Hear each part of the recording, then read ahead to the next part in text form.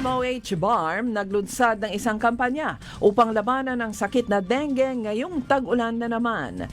Ang June ay Dengue Awareness Month ayon kay Health Secretary o Health Minister Dr. Cadil M. Sinulinding Jr.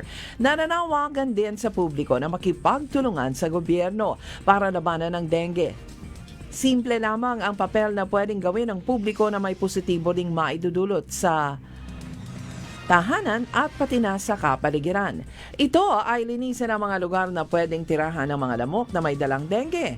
Ang bagong programa ng MOH ay ipatutupad ang 4Ts tuwing alas 4 ng hapon. Yan ang taob, taktak, tuyo at takip. Sinabi naman ni Sinulinding na kung walang lamok, walang dengue.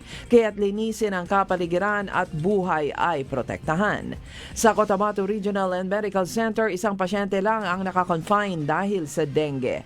Pero mula Enero hanggang Hunyo 8, nakapagtala ang CRMC ng may 140 dengue cases at 3 sa mga ito ay nasawi. Pinakamarami mula sa Cotabato City na mayroong 82 patients, 35 mula sa Maguindanao provinces, 9 sa North Cotabato at Sultan Kudarat, 1 naman sa Lanao del Sur at 5 mula sa hindi matukoy na lugar.